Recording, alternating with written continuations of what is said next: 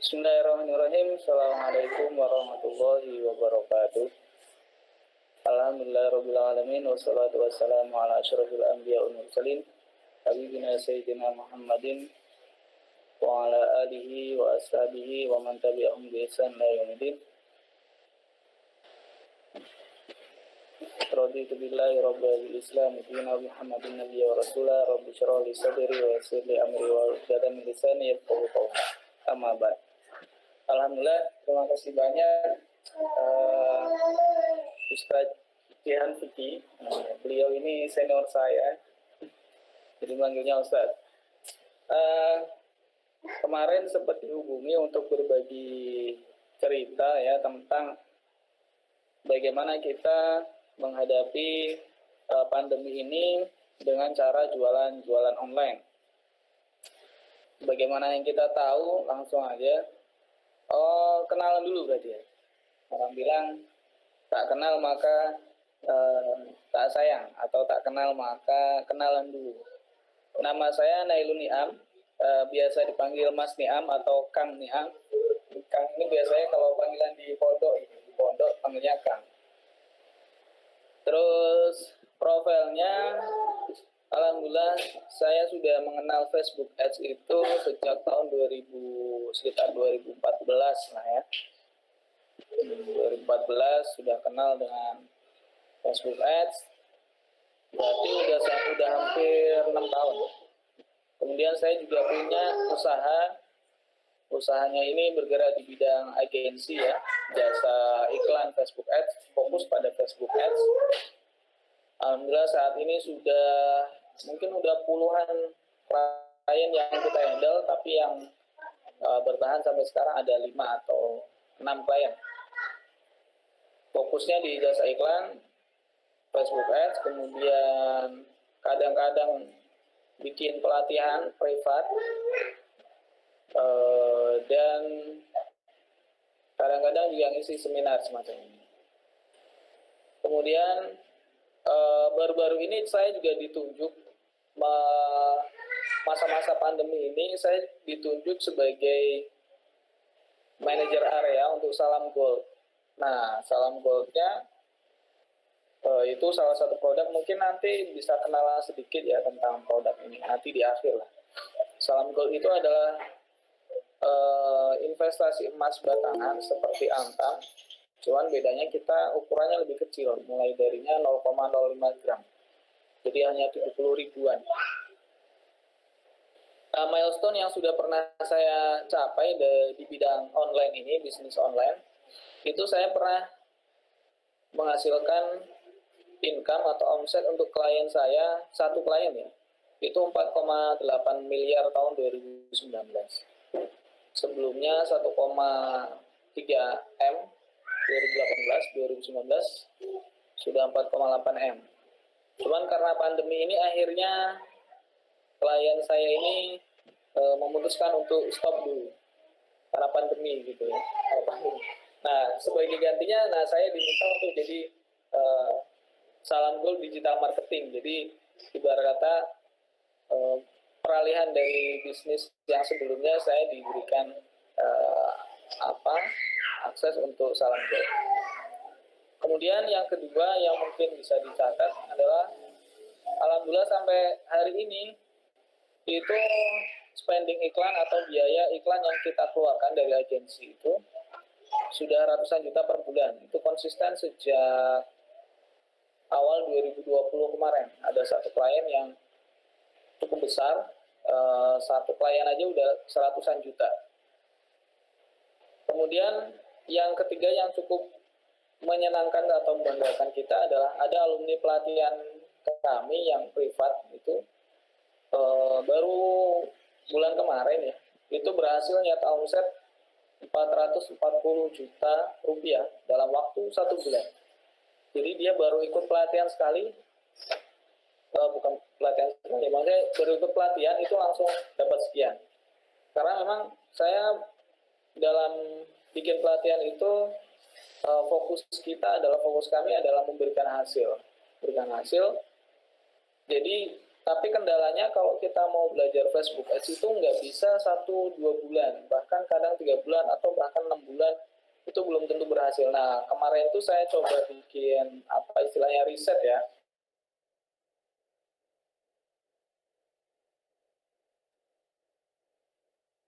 Riset kira-kira dalam 1 hari gitu. Alhamdulillah ini alumni kita ternyata berhasil mencetak omset. Jadi ternyata hasil riset kita untuk bikin pelatihan 1 hari ternyata berhasil. Alhamdulillah. Itu sedikit profil saya. Nah, kita masuk ke masalah pandemi. Pandemi itu memukul berbagai sektor ekonomi ya. Banyak sekali bisnis yang tutup, tidak beroperasi, yang viral-viral kayak kemarin McDonald's di Semanggi ditutup gitu ya, atau di tempat-tempat lain banyak lah. Ada kemudian PHK massal dan lain sebagainya. Mungkin di sekitar kita juga banyak bisnis yang nggak bisa beroperasi. Paling kentara kan seperti bisnis hotel gitu ya, perhotelan, kemudian travel dan tour. Travel umroh sampai sekarang belum buka gitu. Banyak teman-teman kita yang akhirnya mencari bisnis yang lain. Nah, kalau bisnis tidak beroperasi atau tutup ya kayak bioskop gitu ya, bioskop, maka yang terjadi adalah banyak orang kehilangan pekerjaan. PHK massal gitu kan. Banyak orang stres, ujungnya adalah kriminalitas meningkat. Yang terakhir kemarin yang agak ramai itu adalah alumni universitas terkemuka di Jakarta ya, yang memutilasi orang lain lah, pasangan memutilasi, masya Allah. Padahal dia lulusan MIPA, orang terdidik itu, gara-gara salah satu yang disebut gara-gara dia kehilangan pekerjaan. Dan banyak lagi ada kisah yang saya baca berita itu, ada kisah yang seorang ibu sampai menghukum anaknya sampai anaknya meninggal gara-gara ibunya ini stres juga. Stres dalam arti tekanan ekonomi. Dan banyak lagi yang mungkin nggak terekspos gitu ya, karena kendala ekonomi. Jadi ketika stres meningkat, maka kriminalitas, banyak orang stres, maka kriminalitas meningkat. Nah, sektor ekonomi. Makanya kadang kalau kita pikir mana yang didahulukan, kesehatan dulu atau ekonomi dulu, nah ini bukan pilihan, tapi dua-duanya harus dijalankan. Nah, sebagai langkah itu, makanya saya sangat apresiasi ya, Lakposdam NU Bontang sama Ustadz Jehan ini, bagaimana sih kita mengatasi gitu ya, mengatasi pandemi yang ada di Indonesia dan dunia ini dari yang sebelumnya musibah, bagaimana menjadi berkah. Saya tadinya pengen ngasih judul bukan berkah jualan online, tapi sengsara membawa nikmat. Tapi itu kayak jadul sekali, sengsara membawa nikmat. Nah, kita belajar. Nah, tapi kalau dibilang agak lucunya, kalau dibilang banyak usaha atau bisnis terpukul, cuman yang menarik adalah ada banyak berkah di balik pandemi ini. Kalau kita searching gitu ya di Google, misalkan kasih kata kunci belanja online dan pandemi, itu semua beritanya positif semua. Contohnya di Kontan ini, BPS catat penjualan online melonjak tajam. Melonjak tajam itu angkanya berapa? Itu di samping kanan itu ada peningkatan belanja hingga 1070%. 1070%, berarti 10 kali lipat lebih. Kalau belanja biasanya 1 juta, berarti jadi 10 juta sebulan. Bukan angkanya, mungkin bukan jutaan kali ya, udah triliunan. Yang kedua, transaksi hariannya mencapai 4,7 juta transaksi. Ini transaksi ya. Kalau nilai per transaksi aja taruhlah misalkan 100.000, itu 4,7 juta kali 100.000. Berapa itu? Pokoknya banyak lah ya. Nah, ini Tempo juga menurunkan riset, belanja online meningkat pesat di tengah pandemi COVID-19. Nah, itu ada angkanya juga, pertumbuhan konsumen online baru sebesar 51%. Jadi sebenarnya eh, pandemi ini juga boleh dibilang meningkatkan penetrasi digital lebih cepat, lebih cepat. Makanya banyak sekarang bank-bank itu juga sekarang semuanya beralih ke online. Dulu yang bisa buka rekening online hanya BCA gitu. Sekarang BNI juga udah bisa,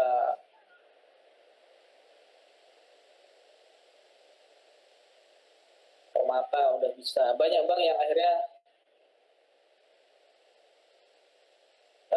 beralih ke online. Digitalisasi transaksi, digitalisasi layanan itu mengarahnya ke sana semuanya. Nah,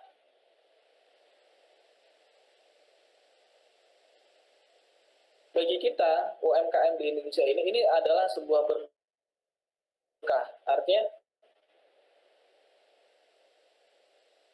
banyak orang kemudian belanja, ya,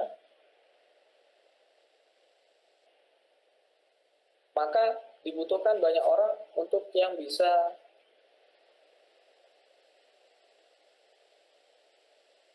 jualan. Nah, disinilah berkah di balik pandemi ini. Nah, kelebihan lain adalah, ini kita bahas perbandingannya. Jualan online versus online gitu ya. Sekarang kita sedikit bahas lah, mungkin yang belum begitu kenal dengan bisnis online itu seperti apa sih gitu. Kita bahas sedikit.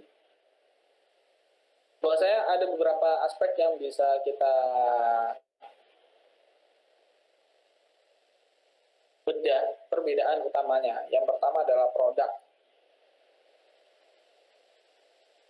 Kalau online, semua produk yang bisa dikirim itu bisa dijual online.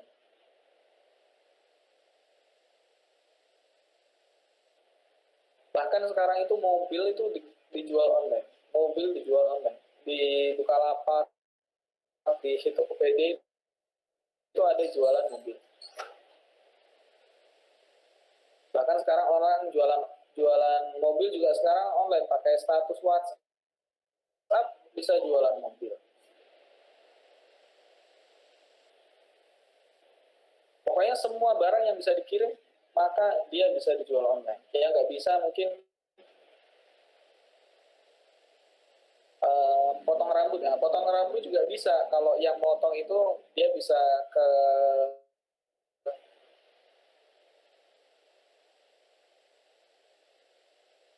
rumah orangnya, itu privat jadinya ya.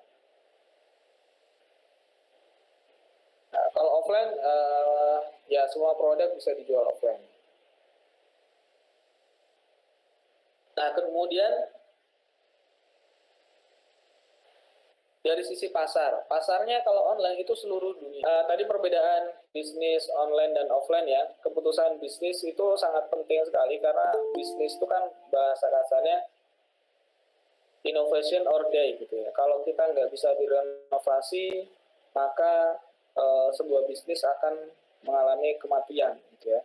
Sama kayak sekarang, bisnis sekarang di tengah pandemi, kalau dia nggak bisa berinovasi dalam arti untuk marketingnya atau produknya, maka bisnis itu akan tutup. Nah, kalau dari sisi jualan offline dan online, maka untuk mengambil datanya itu jauh lebih melimpah data kalau kita menggunakan penjualan atau marketing online. Kalau offline itu semuanya hanya berdasarkan feeling atau spekulasi gitu ya, dan feeling atau spekulasi. Kalau yang online kan sudah ada polanya kayak tadi saya sampaikan. Ketika kita jualan produk fashion terus tiba-tiba penjualan atau omsetnya kok turun, itu kalau kita jualan online itu bisa dipastikan ya sebagian besar itu karena gambarnya. Maka yang perlu kita lakukan adalah kita ganti gambarnya, itu biasanya akan akan naik lagi penjualannya. Akan naik lagi penjualannya. Itu karena sudah ada polanya, jadi kita tinggal ikuti saja. Termasuk yang saya bikin pelatihan kemarin itu karena sudah ada polanya, jadi saya bisa bikin pelatihan hanya 1 hari, tapi bisa menghasilkan pelatihan yang sama untuk konsumsi 3 bulan. Nah, terus yang terakhir adalah untuk memulai bisnis online itu bisa gratis ya. Kita tinggal contoh gratisnya bisa kita lihat di marketplace gitu ya. Kita lihat ada produk yang bagus, langsung tanya aja, Mbak, Mas gitu ya, atau Kang, atau Bang gitu ya. Bisa nggak saya jualin produknya? Oh boleh. Nah, biasanya boleh. Nanti sistemnya kan tergantung. Bisa dropship. Ya itu tinggal kita minta gambar yang produk yang dia punya, kemudian kita pasang di marketplace itu sendiri, atau kita pasang di status WhatsApp kita, sudah bisa mulai jualan. Nah, sementara untuk kalau kita mulai bisnis offline, ini saya bandingkan, saya kan diserahin untuk pemasaran di Jawa Tengah, itu kita buka ruko, satu ruko aja sewanya setahun 22 juta, itu kosongan. 22 juta kosongan, belum ada isinya. Nah, untuk ngisi sampai saat ini mungkin habis kurang lebih hampir 40 atau 50-an juta. Nah, sementara kalau untuk bisnis online, 50 juta itu modal yang kebesaran lah, ibarat kata kebesaran. Kalau bahkan untuk riset itu paling maksimal aja 5 juta itu udah cukup. Nah, tapi kalau bisnis offline, 50 juta itu belum tentu terjadi penjualan. Nah, itu perbedaan bisnis offline dan online. Oke. Nah, lalu bagaimana kita memulai jualan? Kalau untuk bisnis online, yang pertama harus kita tanamkan adalah kita butuh mindset gitu ya. Butuh mindset. Mindset atau ada siklusnya. Yang pertama adalah mulai aja dulu. Ya, mulai aja dulu. Karena yang namanya bisnis itu yang paling penting adalah prakteknya. Yang paling penting itu prakteknya. Praktek, kemudian kita tes, kemudian kita evaluasi, lalu kita ambil keputusan. Kalau kita nggak pernah praktek, ya berarti nggak ada yang bisa kita evaluasi. Makanya salah satu evaluasi kami ketika bikin pelatihan adalah yang membuat teman-teman yang ikut pelatihan itu gagal atau tidak berhasil 99% karena nggak praktek gitu ya. 99% karena nggak praktek. Jadi saya ngisi pelatihan bikin pelatihan, mungkin yang privat sama saya sudah mungkin lebih dari 10 orang. Tapi lucunya yang berhasil hanya satu. Nah, yang satu itu karena dia praktek. Karena dia praktek, alhamdulillah berhasil. Makanya sangat saya sarankan kalau nanti saya ikut pelatihan di sini, selalu saya sampaikan ya, yang nanti ikut seminar ini atau nanti ikut pelatihan yang saya atau ikut pelatihan orang lain atau di mana gitu ya, yang praktekkan. Karena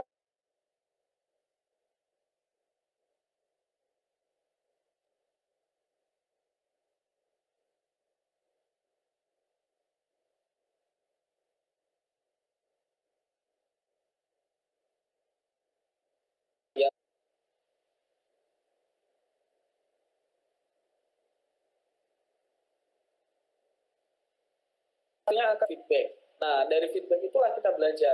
Misalkan kita jualan, kok nggak laku-laku ya? Nah, kita perbaiki apakah kata-katanya, apakah dari penawarannya yang kurang menarik. Nah, nanti kita belajar itu. Yang penting mindset yang pertama adalah kita mulai aja dulu. Terus yang kedua itu istilahnya go extra miles. Go extra miles itu kurang lebih artinya pergi lebih jauh dari yang dilakukan orang.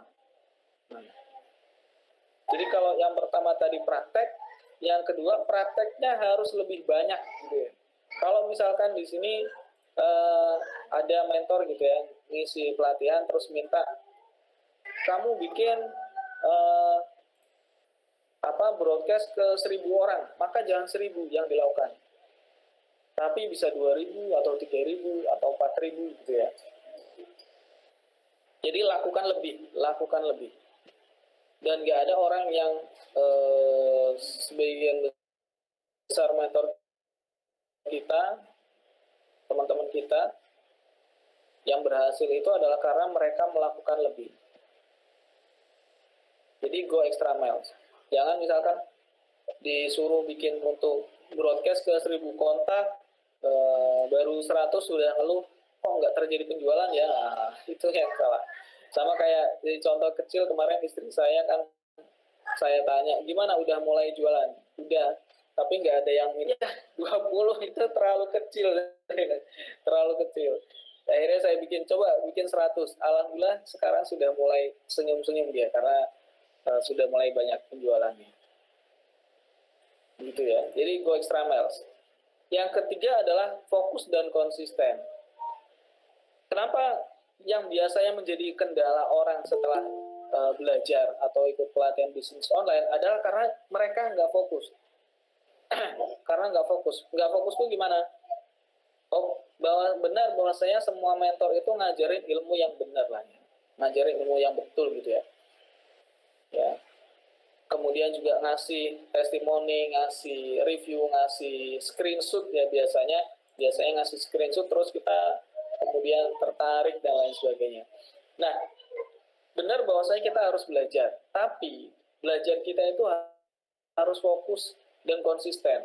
Kita nggak bisa berharap gitu ya, misalkan orang ikut latihan setir mobil gitu ya, baru jalan sekali dia pakai mobil, taruhlah mobil manual gitu ya, manual terus wah kayaknya enak yang matic, dia akhirnya ganti yang matic. Nah, kalau dia berubah-ubah terus kayak gini, dia nggak akan bisa gitu. Nggak akan bisa. Belum bisa lancar pakai mobil, udah nggak mau pakai mobil, pakai enak, pakai motor atau dan lain sebagainya. Sama, dalam kita belajar bisnis online atau jualan online, misalkan kita cocok dengan metode penjualan lewat WhatsApp, ya udah fokus di WhatsApp gitu aja, belajar WhatsApp sampai jadi pakarnya WhatsApp, baru mikir gitu yang lain, mau pakai Instagram atau pakai Facebook atau pakai apa. Contoh misalkan di saya kan mungkin orang banyak nanya, Mas kan jenengan agensi, kenapa nggak buka Google Ads atau nggak buka SEO atau nggak buka apa? Saya bilang saya belum merasa sangat ahli di bidang Facebook Ads, jadi saya pengen fokus di situ aja. Yang kedua, dengan kita fokus di Facebook Ads saja sudah menghasilkan miliaran. Jadi untuk kita masuk ke Google Ads, untuk kita masuk ke SEO, itu adalah tambahan setelah nanti kita sukses dulu di satu bidang gitu ya. Di satu bidang. Kalau kita sudah sukses di satu bidang, baru boleh ke tempat yang lain. Termasuk bukan hanya dari strategi marketing atau cara marketingnya, bahkan termasuk dalam sisi produk. Kita ngerasa jualan fashion tuh nggak enak karena begini. Coba dulu sampai udah nggak ada cara lain gitu ya. Udah tanya sana sini dan lain sebagainya gitu ya. Jangan menyerah di tengah. Jangan menyerah duluan. Fokus aja dulu. Kayak saya dulu jualan hijab itu nggak berhasil gitu. Akhirnya bukan benci dengan fashion, tapi stop dulu. Tapi alhamdulillah sekarang semua klien saya adalah sebagian besar fashion dan bisa menghasilkan banyak juga dari fashion. Itu jadi fokus dan konsisten dari sisi produk juga dari sisi marketingnya. Kalau ada teman-teman yang sudah mulai bisa di Google Ads, fokus di Google Ads sampai menghasilkan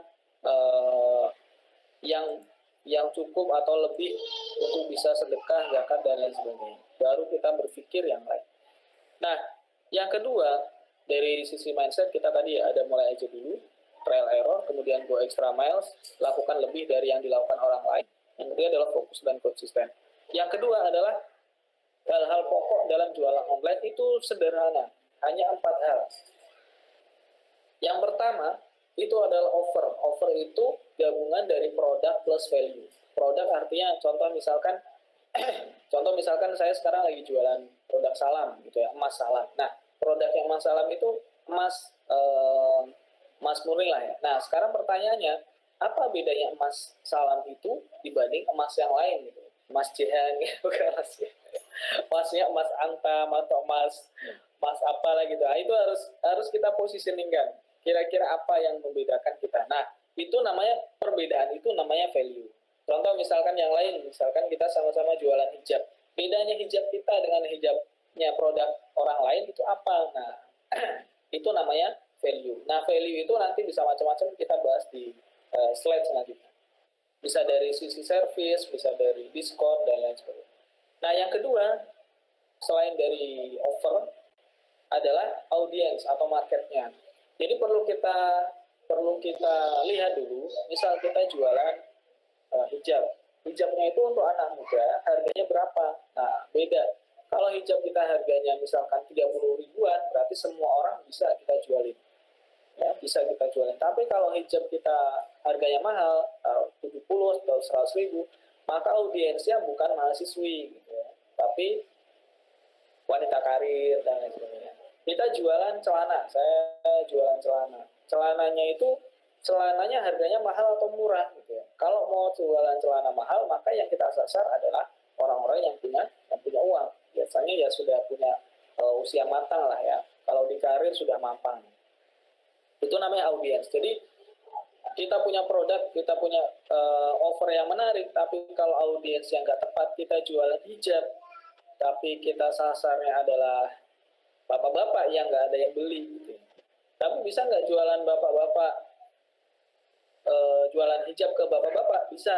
Misalkan jualan hijab gratis gratis istri ya. Itu biasanya laku gitu ya, laku gitu. Jadi ada offer, ada audience. Nah, yang bisa kita rubah itu adalah di offernya. Nah, yang ketiga itu adalah words atau copywriting. Jadi belajar jualan online, melakukan jualan online itu juga harus ada belajar copywritingnya. Harus belajar copywritingnya. Copywriting itu ya bagaimana kita membuat kata-kata dalam judul, headline-nya apa, kemudian penjelasan produk itu yang bagus seperti apa, dan struktur broadcast yang bagus seperti apa, dan lain sebagainya.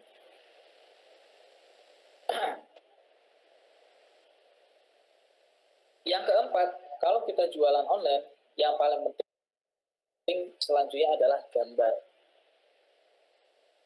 Kenapa gambar? Karena kita jualannya online. Kalau kita jualan offline, maka yang ditunjukkan produknya. Tapi kalau online, maka gambar itu penting sekali. Bahkan jual gambar itu harus bisa mewakili imajinasi calon audiens kita. Makanya selalu saya tekankan ke klien, investasilah di gambar. Kita bayar mahal untuk bikin produk atau gambar yang bagus, itu jauh lebih penting dibanding kita ngiklan. Kita bisa bayar iklan jutaan, tapi enggak, dengan kita investasi di gambar jutaan, maka otomatis iklan kita akan jauh lebih murah. Saya katakan demikian. Oke, selanjutnya kita bahas tentang offer. Bisa digeser, Ustaz? Ini kayaknya agak ada banyak ya. Berapa waktunya lagi, Ustaz? Nah, di offer ini. Nah, pertama kita bahas offer. Offer itu terdiri dari dua. Yang pertama adalah produk, yang kedua adalah value. Value itu ada value utama, ada value added, value tambahan. Nah, bicara produk, kita perlu bedah. Produk itu ada yang produk yang bersifat tren, ada yang bersifat kebutuhan, ada yang bersifat lifestyle. Tren itu contohnya misalkan ya handphone itu dia masuk produk tren. Produk tren kelebihannya adalah dia bisa jual harga mahal, tapi masa jualannya pendek. Kita jualan handphone itu paling lama 6 bulan selesai. Setelah itu harus ganti produk baru. Itu namanya produk tren. Contohnya yang dulu sempat ramai kan spin ya, spin itu mainan spin gitu. Oh, rame gitu kan, tiba-tiba anjlok. Ya emang begitu produk kan. Yang kedua adalah produk kebutuhan. Produk kebutuhan ini kekurangannya, tantangannya adalah marginnya atau untungnya sedikit, tapi pasarnya luas sekali. Pasarnya luas sekali. Kayak jualan Pepsodent untungnya mungkin 300-400, tapi yang dijual adalah jutaan. Jadi di sini mainnya volume. Yang ketiga adalah produk lifestyle. Produk yang berani dibayar mahal walaupun dia nggak butuh. Contohnya ya fashion branded lah ya, fashion branded. Yang kedua, dari sisi produk yang paling utama adalah value utama. Nah, ini saya selalu tekankan, kalau kita mau jualan, yang paling penting adalah kualitas produk kita sudah teruji. Termasuk saya, kalau dalam menangani klien, selalu saya tanyakan kualitasnya gimana, sudah berapa ribu pieces yang terjual.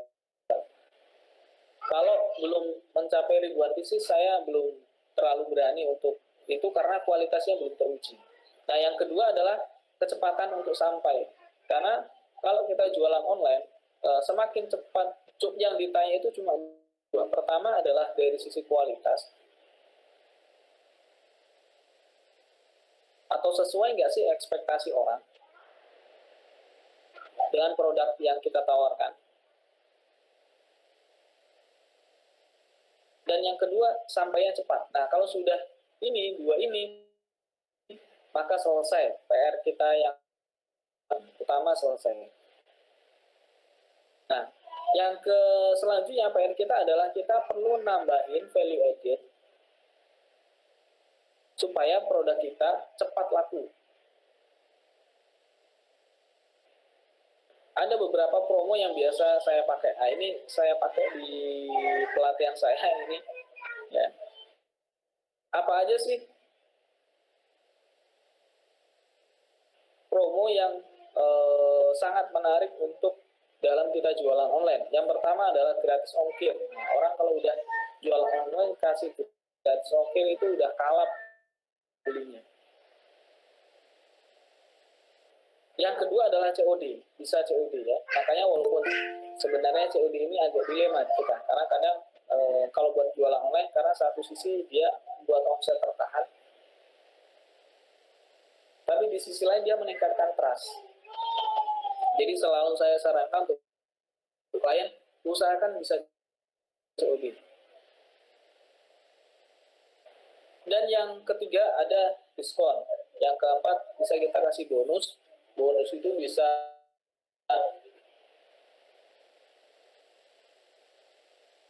beli 3 bonus apa gitu ya. Bonus sekecil apapun itu sangat menyenangkan ke customer. Dan yang terakhir adalah garansi. Jadi kalau kita bisa kasih garansi, itu akan menambah orang untuk membeli produk kita. Nah, semua ini,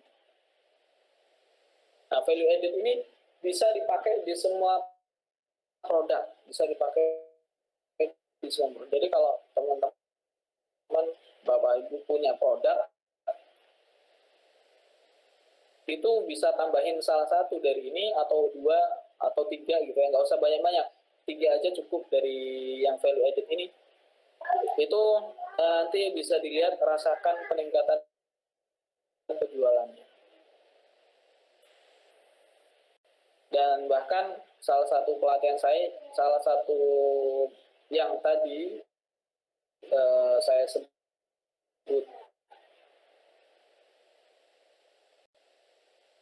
peserta pelatihan saya itu dia cuma satu, yaitu COD. Nah, cuma COD aja dia. COD aja itu bisa dapat ratusan juta. Ya. Tambah gratis ongkir, tambah dia kasih bonus. Omsetnya meledak. Itu dari sisi offer. Nah, yang kedua dari sisi audiens. Dalam jual online kita perlu memetakan siapa audiens kita. Ada buyer persona istilahnya. Buyer persona itu terdiri menjadi 2. Yang pertama psikografi, yang kedua demografi. Psikografi itu kaitannya dengan interest, ketertarikan. Misalkan kita jualan celana, dia celana apa? Nah, misalkan celana panjang. Nah, celana panjang berarti kita cari di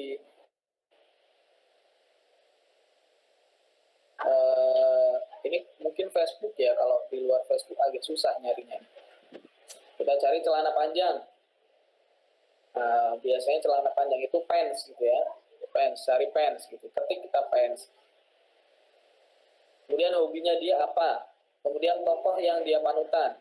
Nah, kalau misalkan kalau Facebook ini semuanya psikografi yang ada di sini itu bisa dipilih, termasuk demografi di bawahnya itu bisa dipilih. Tapi kalau kita misalkan main di organik, maka yang pertama kita cari interestnya, kita bikin, terus kita searching. Misalkan ada sebuah di grup Facebooknya itu ikut aktif di situ, nah nanti orang-orang itu bisa di-add gitu ya, bisa di-add. Nah, setelah di-add kita sharing-sharing, Itu kalau mainnya pakai organik. Atau pakai hobi, misalkan hobi. Hobi apa?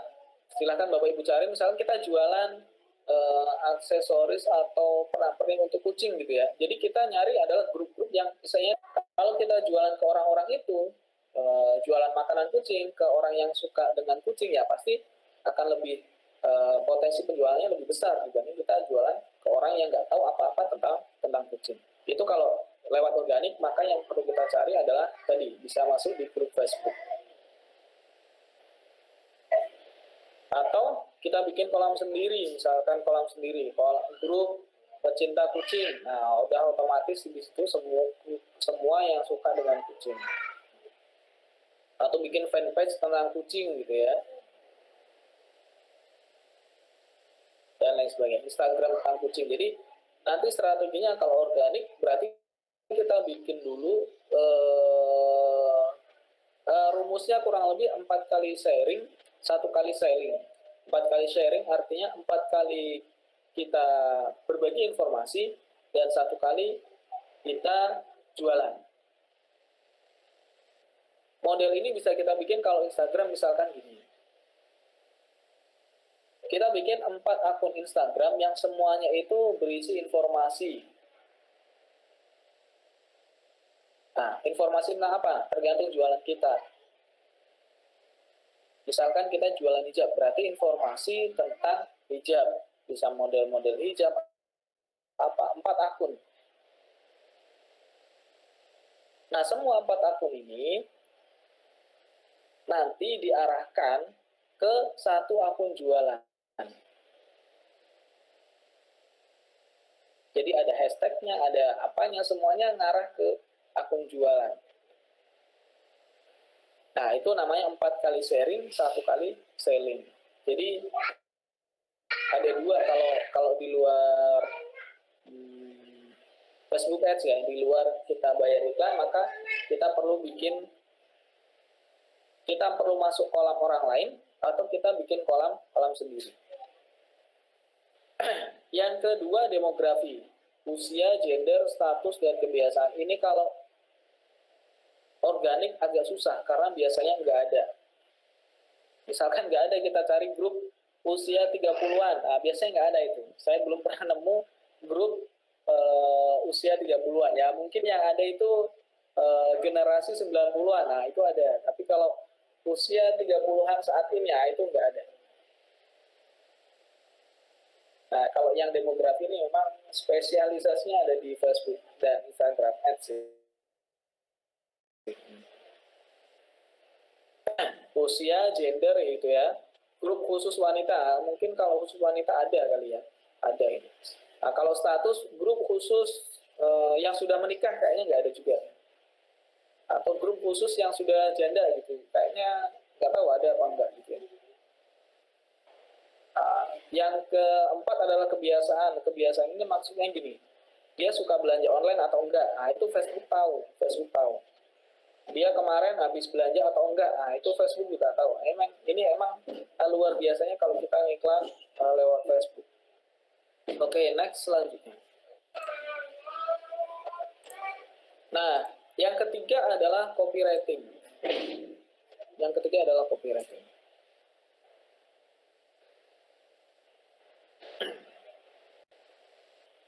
Oh, ini saya belum tulis ya. Ya, dalam copywriting ini uh, yang pertama itu adalah kita bicara tentang tren. Bicara tentang tren. Jadi, kalau kita mau jualan, bagaimanapun kita harus mengikut, kita harus pahami bahasa atau istilah yang dipakai oleh market tersebut, gitu ya. Nah, itu kita gunakan sebagai headline. Kita gunakan sebagai headline. Nah, itu kita bisa riset dari mana? Biasanya kalau saya ngerisetnya lewat Google Trends. Lewat Google Trends, atau yang kedua ada namanya Ubersuggest. Ubersuggest itu punya neilpatel.com. Nah, terus yang kedua, pertama kita sudah bikin headline ya, headline. Contoh headline-nya itu apa? Contohnya misalkan kalau wanita itu biasanya suka dengan kata-kata kekinian atau kata-kata terbaru. Nah, biasanya orang suka dengan itu. Nah, itu nanti bisa di searching sendiri di Google Trends, itu bisa dicari sendiri. Untuk audiens saya wanita, kira-kira kata apa yang disukai mereka, sering dicari di Google. Nah, itu nanti bisa dijadikan headline. Ya, bisa dijadikan headline. Misalkan celana wanita terbaru. Nah, celana wanita terbaru 2020. Nah, bentuknya apa? Ya. Terus yang kedua itu untuk menggali, yang kedua itu kita butuh manfaat ya, butuh manfaat dari orang yang kita mau jualin. Dia itu mencari manfaat atau benefit apa sih yang dicari dari suatu produk. Itu bisa kita cari dari forum-forum. Misalkan kalau saya biasanya jualan ke emak-emak, untuk yang mama-mama baru, itu kita masuk ke forum namanya apa ya, Oromi atau apa itu gitu. Bisa di searching nanti sendiri. Forum ibu-ibu, mama muda gitu ya, yang baru punya anak gitu ya. Nah, itu nanti kita gali di situ. Keluhan mereka tentang suatu produk itu apa? Nah, itu kita jadikan manfaat dari produk kita. Contoh misalkan, ini saya lagi pegang klien. Ini sebenarnya agak sensitif, tapi nggak apa-apa lah. Saya sharing aja.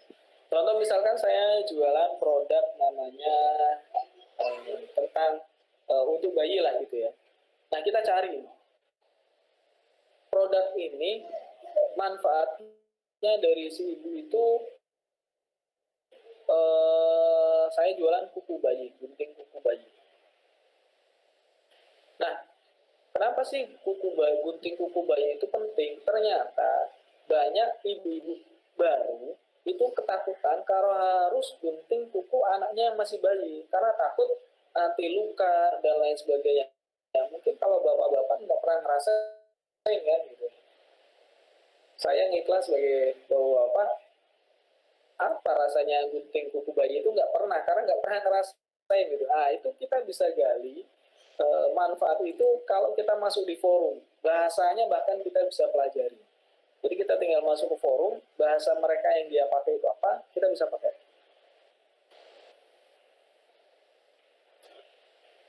Nah, terus yang ketiga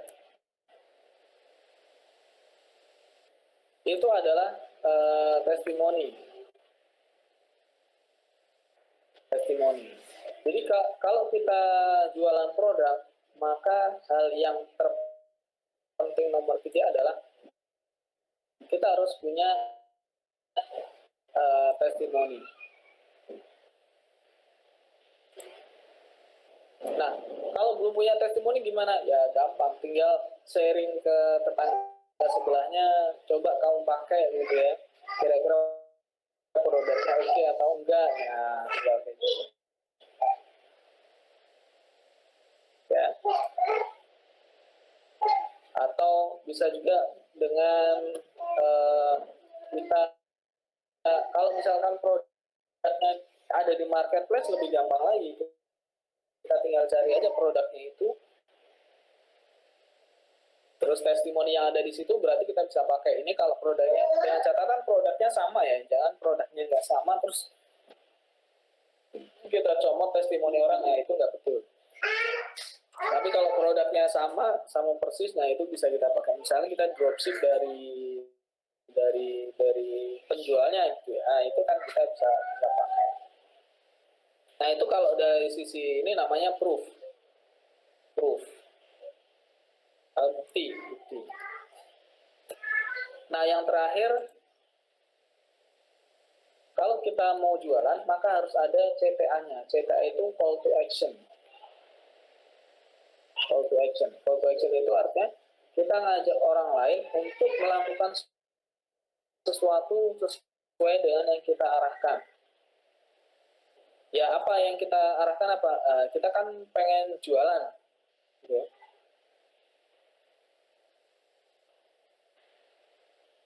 Kita kan mau jualan ya berarti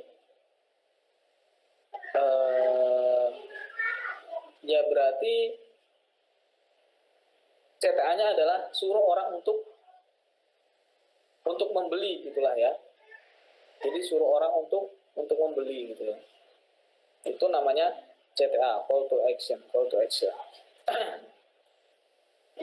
Oke, nah yang terakhir ini adalah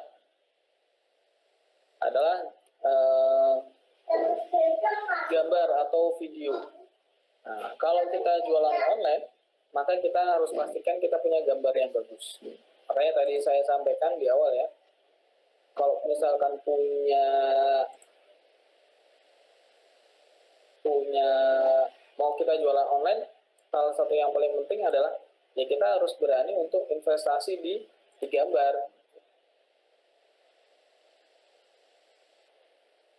Harus berani investasi di gambar.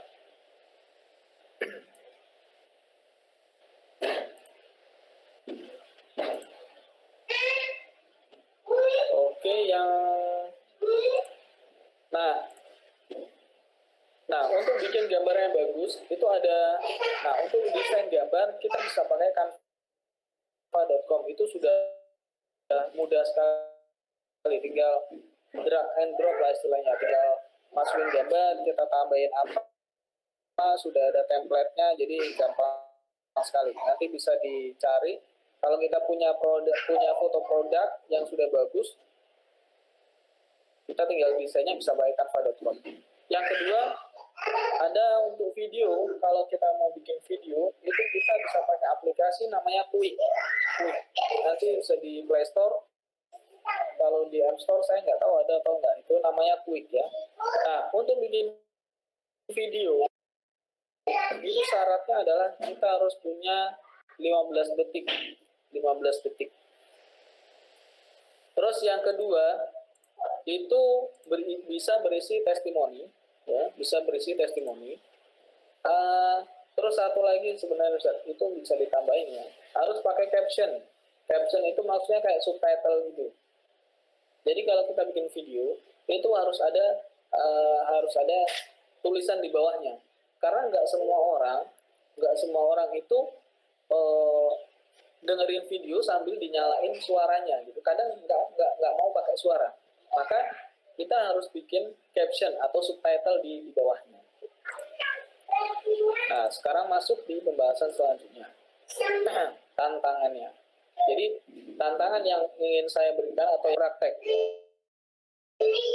Tadi sudah saya beberan sedikit teorinya karena saya nggak tahu persis produknya apa. Nanti kalau misalkan teman-teman di sini punya produk, nanti bisa kita tanya jawab gitu. Produk ini kira-kira seperti apa, copywritingnya seperti apa. Nanti kalau saya punya pengalaman dari klien saya, nanti bisa saya bagi.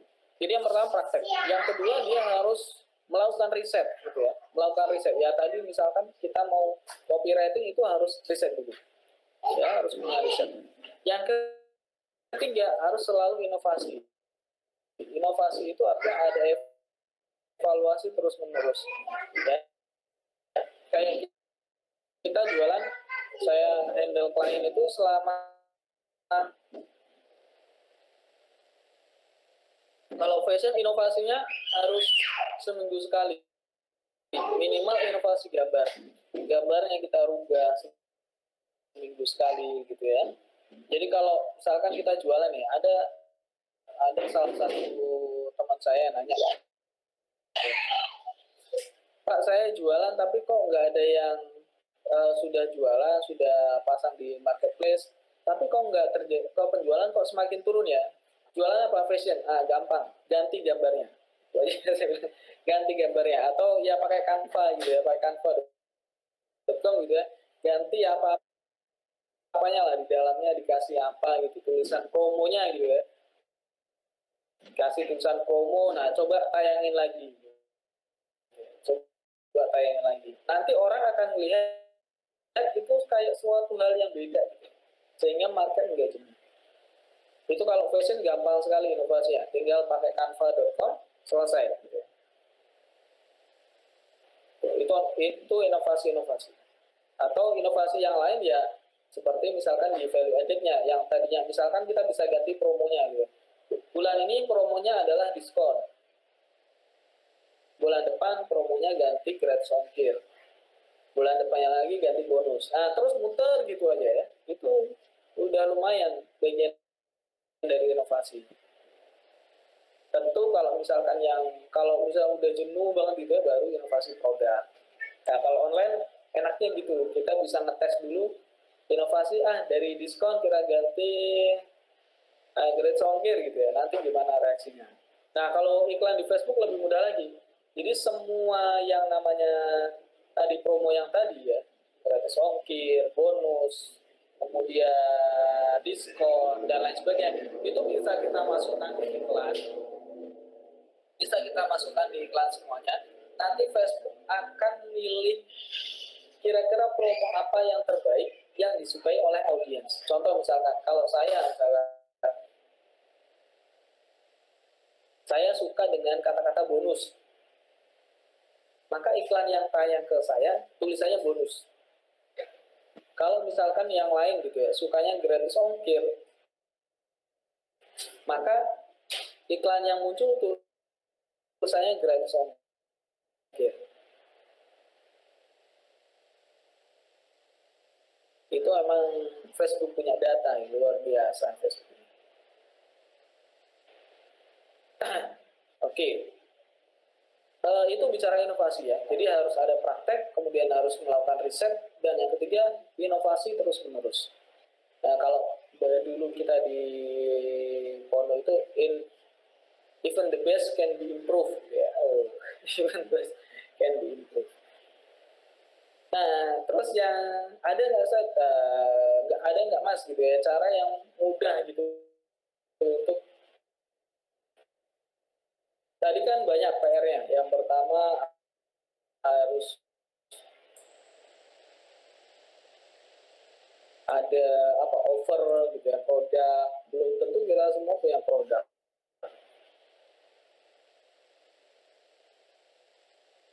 Atau audiens yang tepat itu yang seperti apa, itu kan PR yang harus kita jawab. Kemudian copywritingnya apa gitu ya, gambar video yang bagus kayak gimana.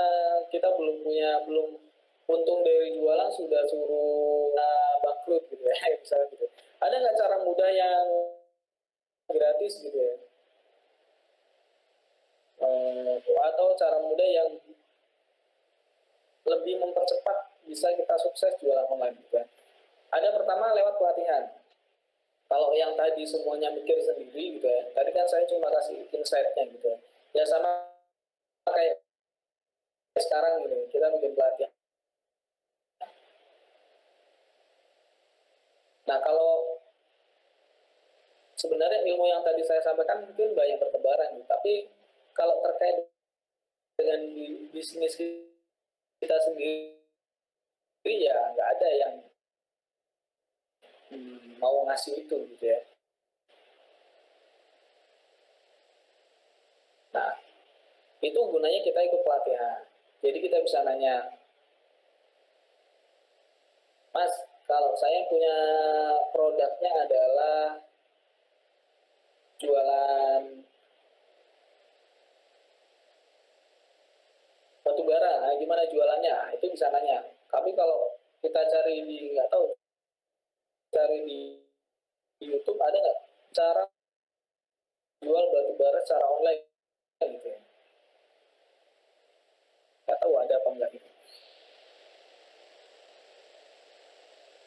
Nah itu namanya ikut pelatihan. Yang kedua itu bisa lewat agensi. Agensi itu artinya ya kayak klien-klien saya gitu. Mas saya sibuk dengan produksi, saya nggak mau mikir marketing, bisa nggak sampean bantu? Bisa. Jadi teman-teman fokus di produksi, nanti yang jasa iklan ini yang akan bekerja untuk memberikan omset ke teman-teman. Ya sama kayak tadi kan, klien saya kirim prospek sampai menghasilkan 4,8 miliar gitu ya, dianya ya tinggal di rumah aja menerima order. Itu lewat agensi, itu cara mudahnya gitu, dia nggak perlu belajar gitu kayak saya belajar dulu riset dan sebagainya, nggak perlu. Cukup bayar, nanti omset berdatangan, nah, ibarat kata kayak gitu. Nah, ada nggak cara yang lain yang nggak perlu bayar? Pelatihan kan kadang ada yang berbayar gitu ya. Dan pelatihan mungkin rasio suksesnya 80%. Nah, kalau saya ngisi pelatihan, ternyata yang sukses cuma 1%, gitu. Karena yang 99 nggak praktek. Ada nggak yang apa? Yang lebih mudah tapi lebih tinggi rasio suksesnya gitu ya? Pelatihan belum tentu, agensi juga bilang ya belum tentu juga, karena untuk riset itu kadang klien itu nggak sanggup untuk bayar gitu. Misalkan kayak pelatihan yang saya bisa kasih 4,8 miliar itu sebagai informasi, dia harus bayar saya 6 bulan tanpa 3 bulan tanpa ada penjualan sama sekali. 3 bulan itu untuk riset, 3 bulan bayar ke saya tanpa ada penjualan sama sekali.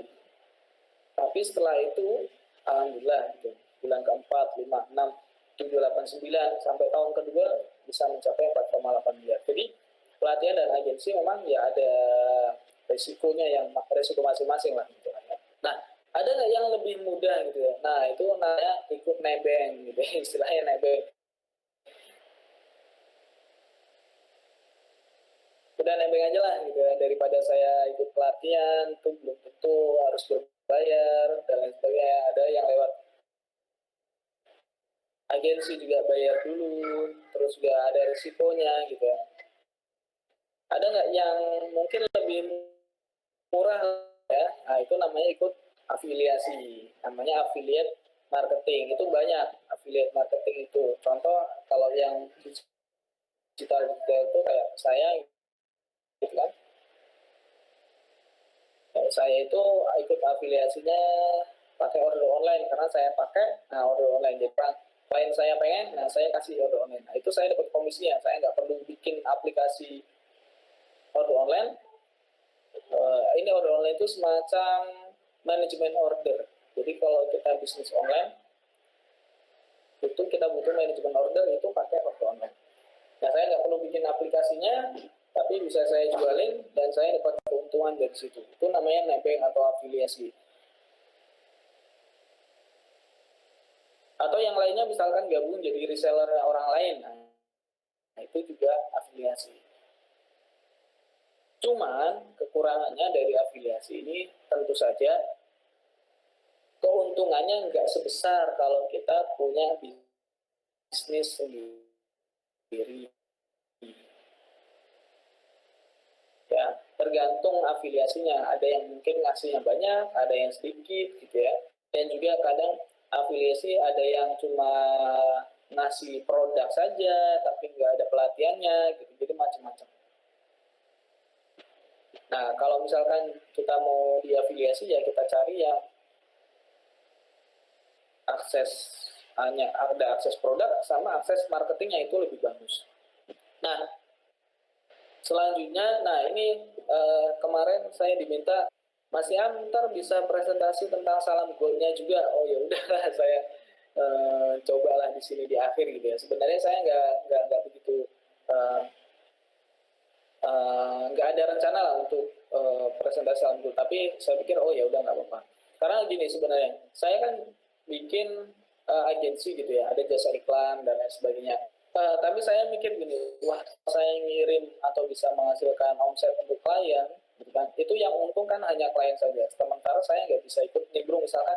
Ini saya punya teman-teman yang pengen saya bantu untuk jualan online gitu ya, supaya mereka juga bisa dapat penghasilan. Tapi kan nggak mungkin saya arahkan kamu gabung di klien saya kan nggak bisa, gitu, nggak bisa.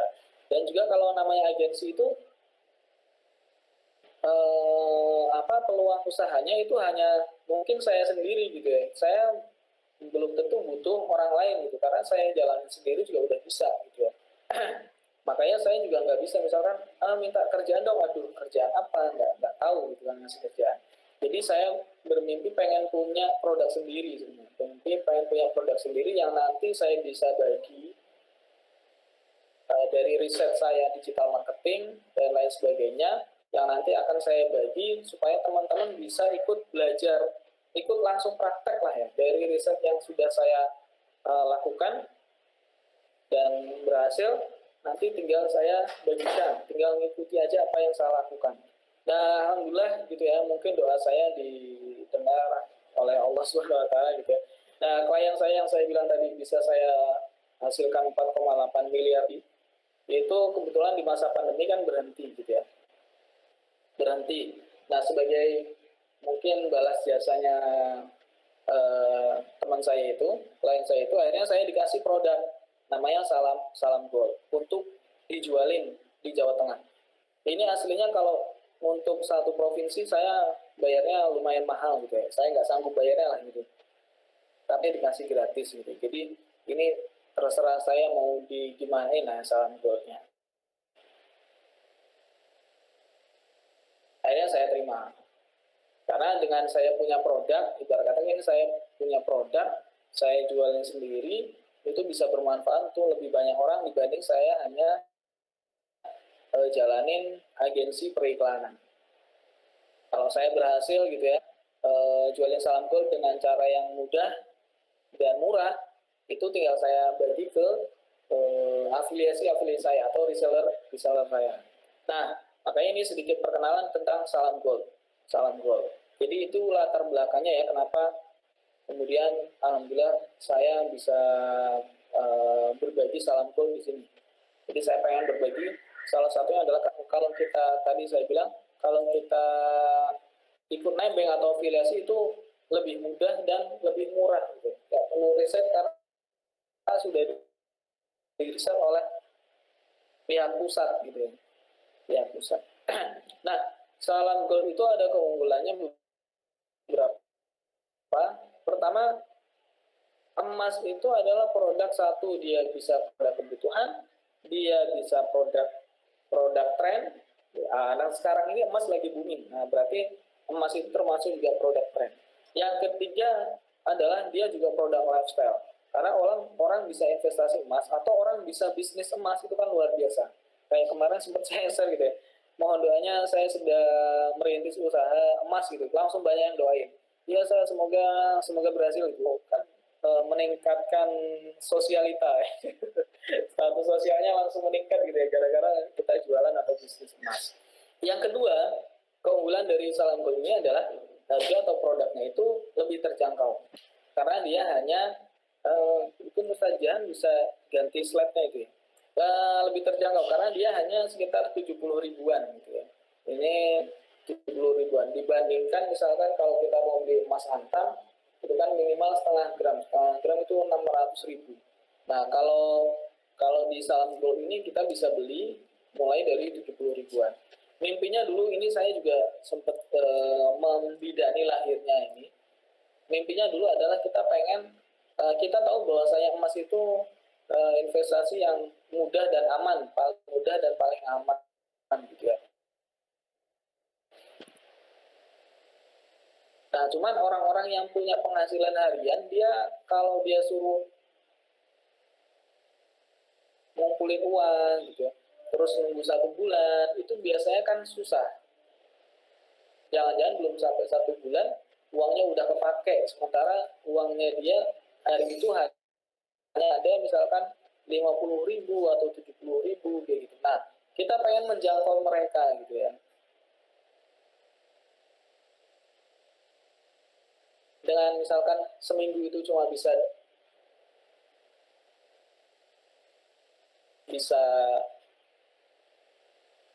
ngumpulin uang 70.000 atau 80.000 gitu ya.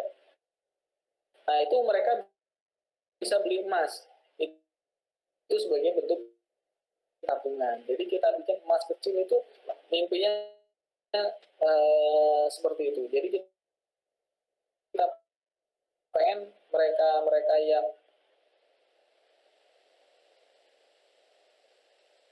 mungkin belum punya uang lebih untuk bisa beli emas yang gram-gram, bisa mulai dari yang 0,005 gram.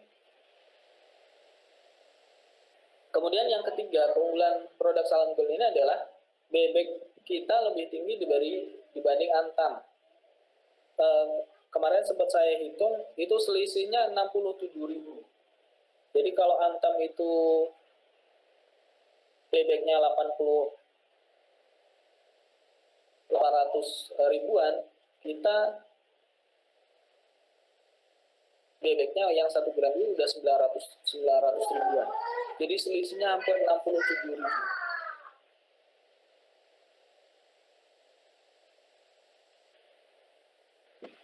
Terus yang keempat, harga kita transparan gitu. Transparan dalam informasi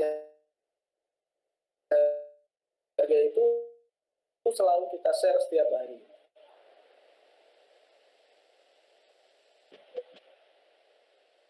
Jadi nggak ada istilahnya kemudian misalkan jaringan marketing kita main-main di situ.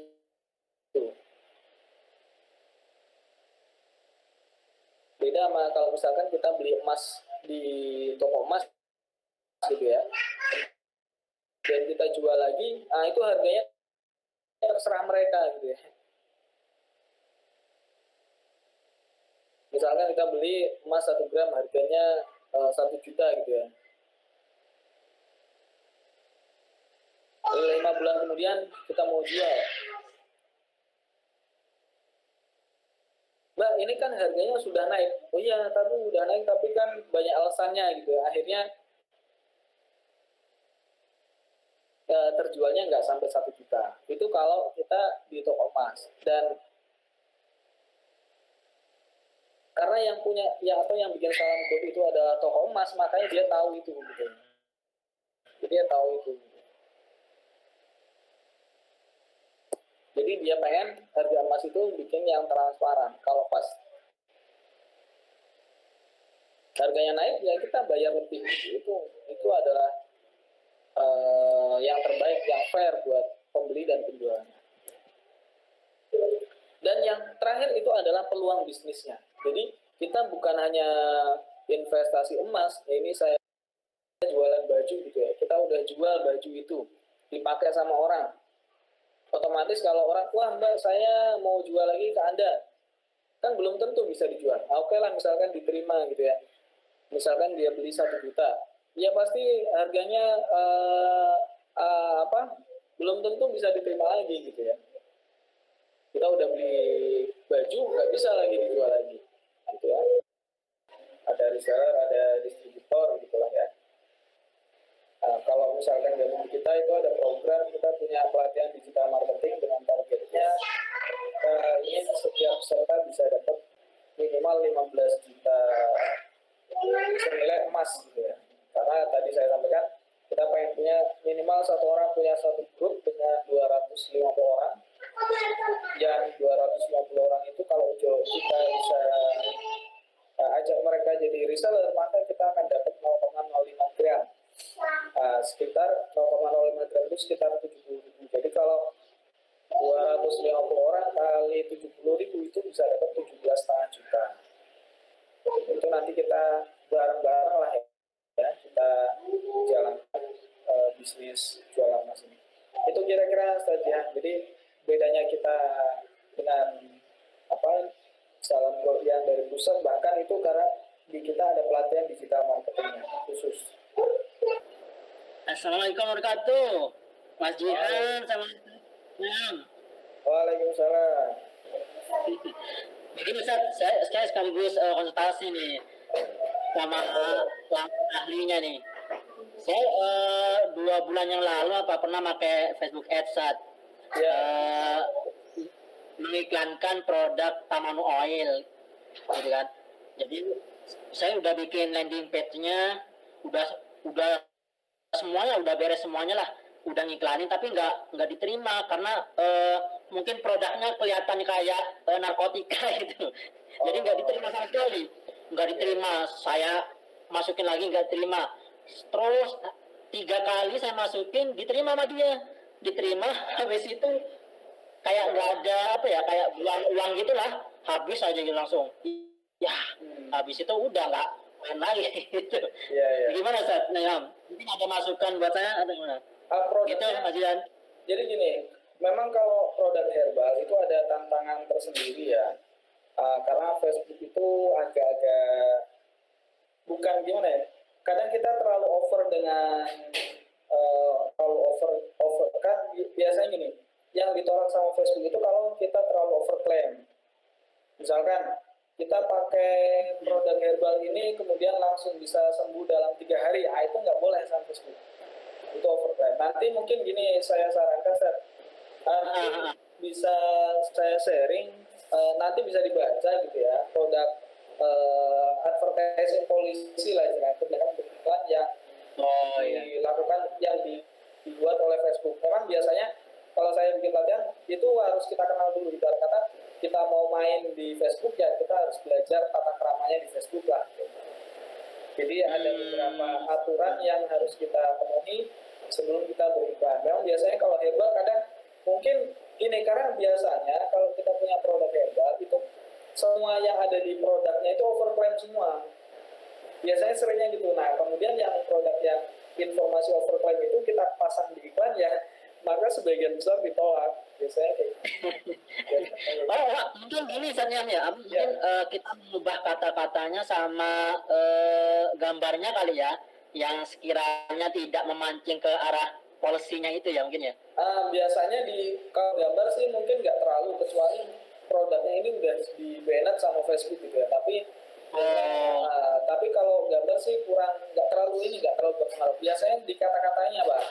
Di kata-katanya. Di kata-katanya. Nah, intinya biasanya tadi satu, pertama terlalu overclaim gitu ya, terlalu overclaim.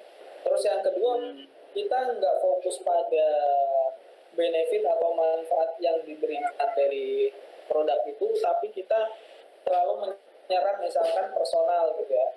Gendut bisa kurus dalam 3 hari, itu udah pasti ditolak gitu ya. Atau ya yang demikian lah gitu, itu istilahnya personal attribute gitu ya.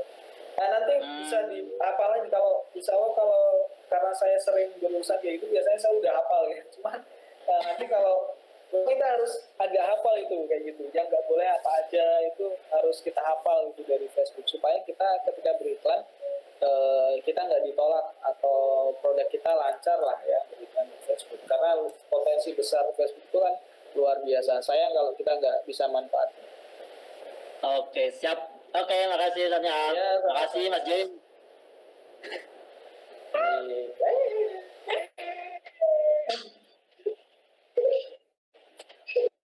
Ya, dengar. Ya, assalamualaikum Ustaz Nyam. Waalaikumsalam Pak Dajjal. Tadi ada saran ya tentang sesekali gambar itu harus diganti gitu ya untuk produk tadi. Iya betul. Nah itu idealnya berapa untuk periodenya? Karena saya melihat seperti ini, jangan-jangan gambar kita tuh belum dikenal oleh masyarakat, oleh konsumen, tiba-tiba harus ganti. Bukankah sebuah gambar yang awet mencerminkan produknya konsisten? Ambil contoh ya, misalnya kita akan tahu berbagai macam merek odol ya, merek Mas lagi gitu kan. Ya. Di dulu itu aja gambar yang nggak pernah berubah, logonya juga, tetapi kan justru itu yang membuat dia semakin dikenal masyarakat. Ya. Lihat grup seperti itu, lihat pindah pas lagi di X ya ketiga. Artinya seberapa jauh efektif mengganti gambar? Apakah itu bukannya justru merugikan produsen karena dengan sering mengganti gambar itu akhirnya menjadi tidak dikenal oleh konsumen. Itu yang pertama. Dan yang kedua, mohon penjelasan tentang salam gold tadi ya, salam gold tadi.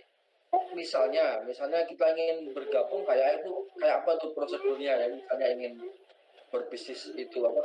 Salam gold tadi loh. Ya. Oke, terima kasih. Assalamualaikum warahmatullahi wabarakatuh. Waalaikumsalam. Terima kasih. Langsung saya jawab ya Ustaz Ji ya? Apa gimana? Oke. Terkait tadi mungkin agak ada miss pemahaman. Pertama yang saya maksud adalah gambar itu gambar marketing. Gambar marketing. Contoh lah ya sama kayak misalkan kita lihat iklan di TV atau di koran gitu ya. Kalau iklannya itu aja kan pasti kita bosan.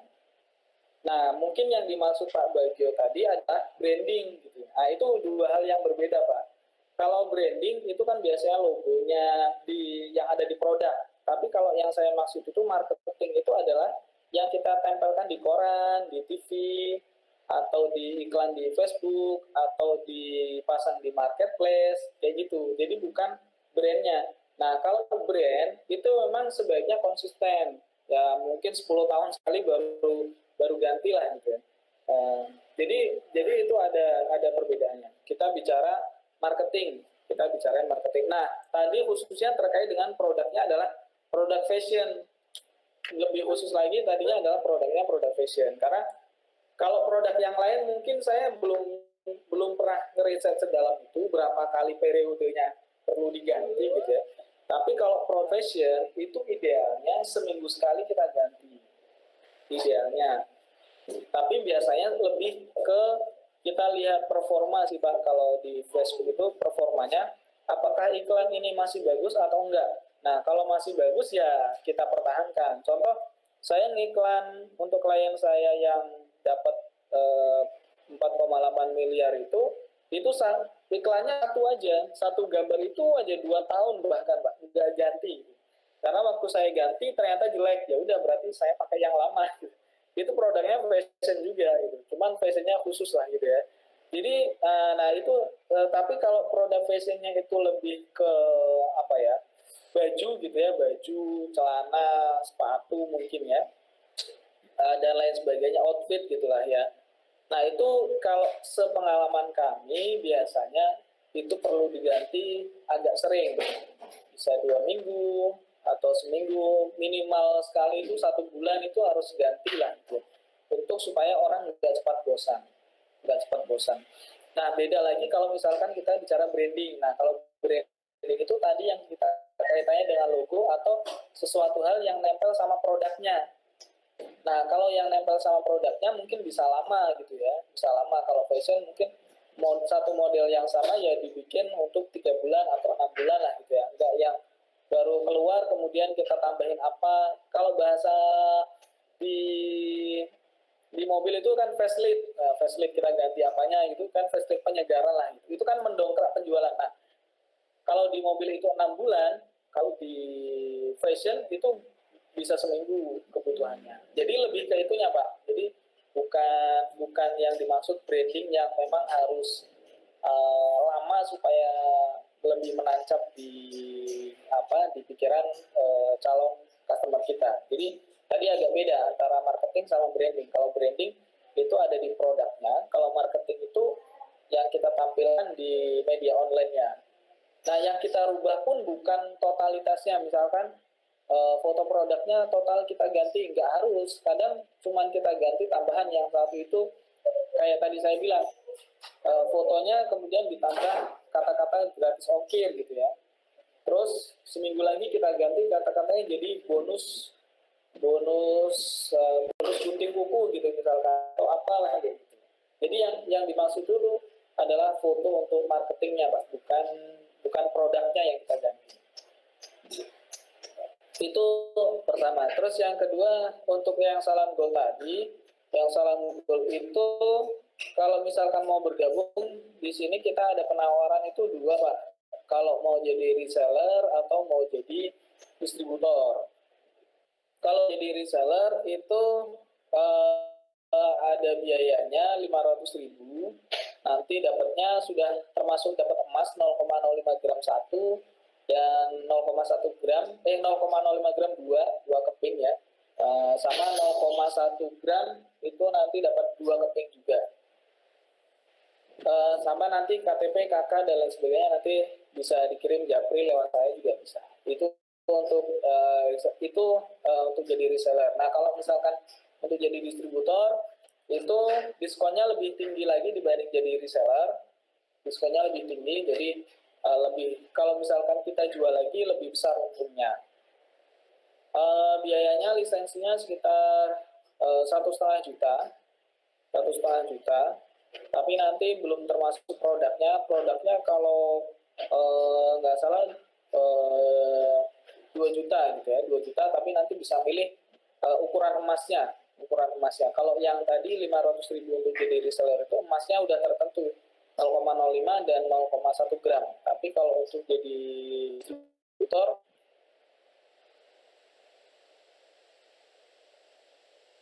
itu soalnya untuk lisensi. Demikian Pak Bagio, kurang lebihnya. Nanti untuk lebih jelasnya nanti bisa japri saya juga bisa. Terima kasih Ustaz J. Kalau Facebook Ads itu yang perlu kita riset itu ada minimal itu ada 4 tahap lah ya. Yang pertama tahap iklan, kemudian yang kedua itu tahap funnelingnya seperti apa gitu ya. Funneling itu dari setelah iklan terus mau dikasih apa gitu ya. Terus yang ketiga itu landing page-nya, website-nya. Terus yang keempat itu adalah follow up-nya atau chasing-nya. Jadi banyak faktor yang perlu kita riset, yang perlu kita evaluasi masing-masingnya. Taruhlah misalkan mungkin yang paling saya bisa kasih masukan gitu ya untuk targetingnya, karena itu yang paling bisa dibahas saat ini. Kalau yang lain mungkin saya harus buka data-data lebih lanjut yang ada di dashboardnya Mas J lah gitu. Nah, kalau dari targeting bisa ngusulin gini ya.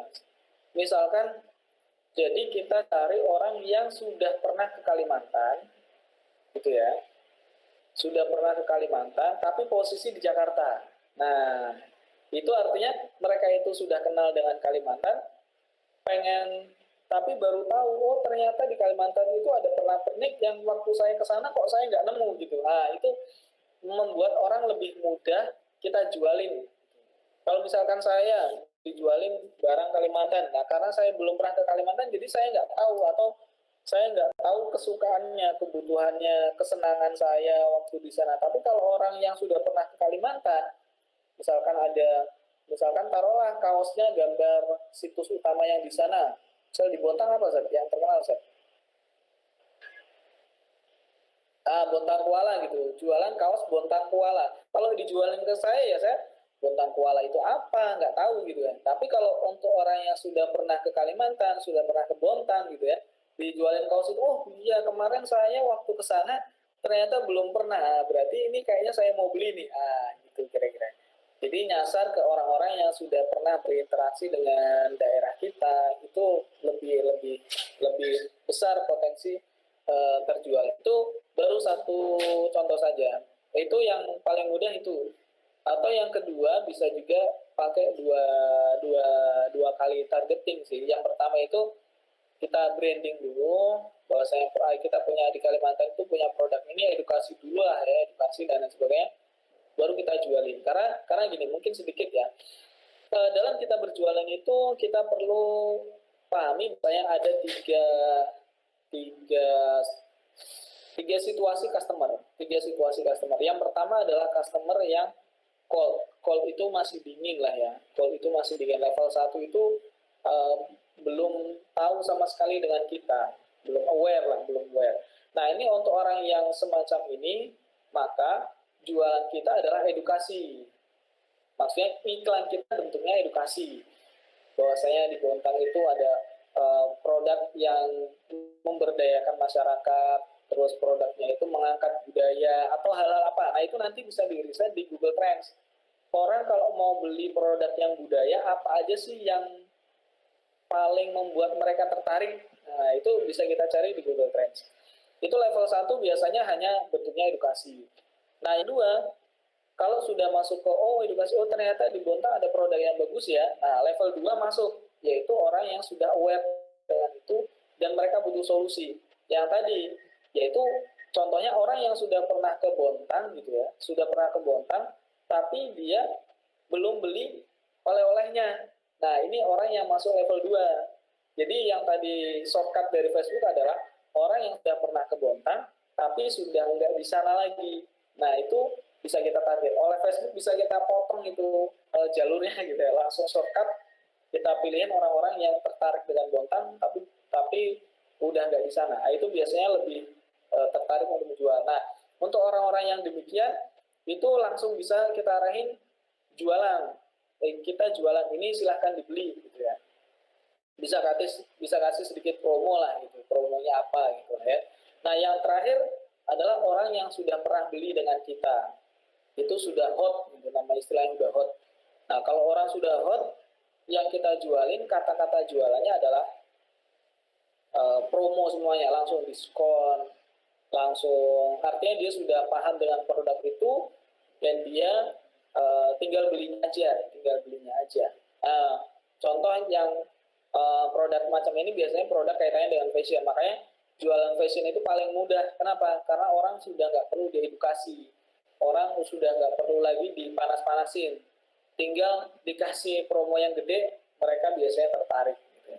Nah beda kalau produk yang kaitannya tadi produk budaya gitu ya, perlu edukasi dulu atau minimal orang yang sudah pernah ke Bontang dulu, baru kemudian kita kasih promo.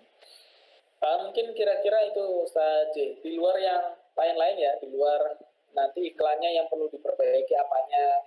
Ini yang bisa saya kasih masukan hanya di sisi targetingnya aja, karena itu yang lebih mudah untuk bisa kita bahas. Belum lagi yang di sisi apakah ada landing page atau enggak gitu. Belum yang lain lagi dari sisi follow up atau chasing lah. Mungkin itu kira-kira strategi. Ya, itu perlu ditekankan itu ya. Jadi saya sampaikan tadi 99% peserta pelatihan saya gagal karena enggak praktek. Jangan ditiru. Sama-sama saja. Amin. Ya. Waalaikumsalam warahmatullahi wabarakatuh.